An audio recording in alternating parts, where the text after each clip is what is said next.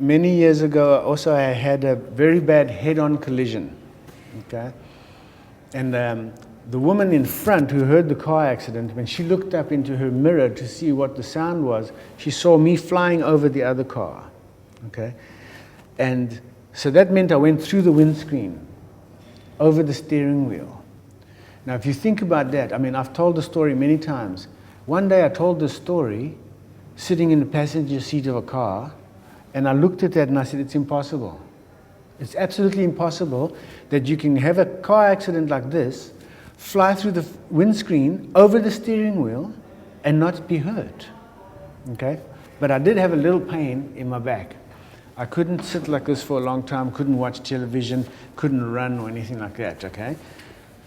So somebody, a girlfriend of mine, buys me some class, which I thought was going to be a massage. It was called Feldenkrais, right?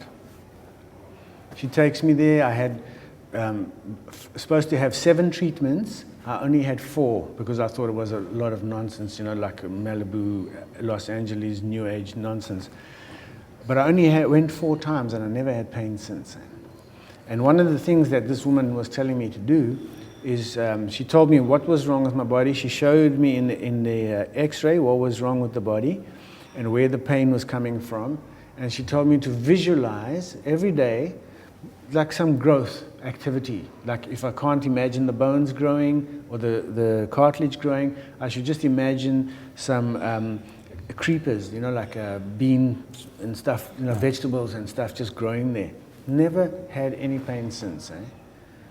So those are 2 experiences for me that I think was very valuable. In fact, after that, I wanted to go and learn what she did to me, you know, so I could help other people. Okay. And there's other stuff too. Yeah.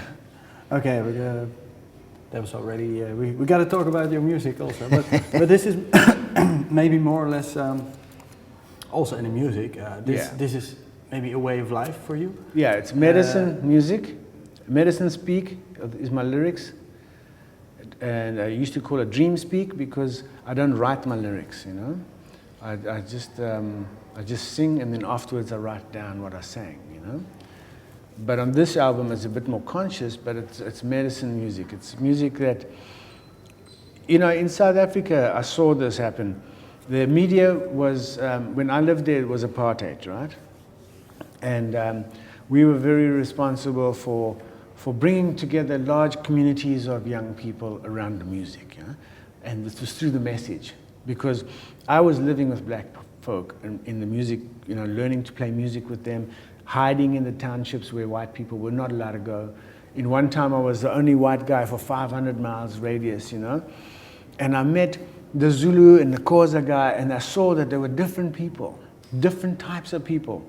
And the music, and the one guy came to me one time and he's quoting Shakespeare, and this was all anti what I'd grown up to believe, what they taught me at school, the stories they told me at school, right? That you can never trust a black man, okay?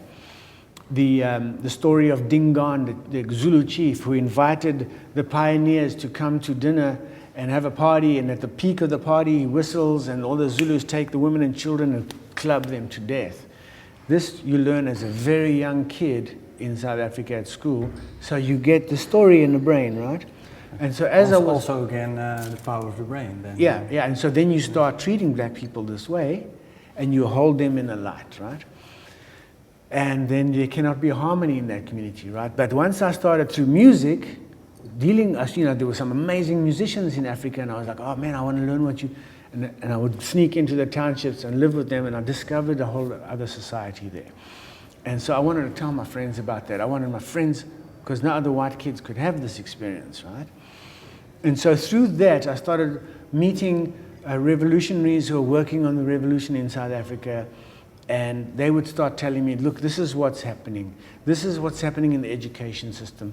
This is what Mandela really asked the government. These are the things that nobody knows because it's suppressed information, right? So I would start writing songs and go on stage and share this with the people on stage. And so through this communication, I developed an audience that in themselves were changing their view of the black population and starting to see that apartheid is wrong. on many levels, starting to understand things that they didn't even know about apartheid, the same as me. And so a community was built that was in support of the revolution. So then it got to the point when the black folks started, the men would go on strike. I realized, and I was told, that they couldn't really support the strikes because they had to feed their families. So then we formed the organization called Rock Against Management, and we would play music concerts and get money to help the guys be on strike, okay? So this was all through the exchange of energy and information. The same thing we're talking about, the cells in a body, right? Healthy exchange of energy and information.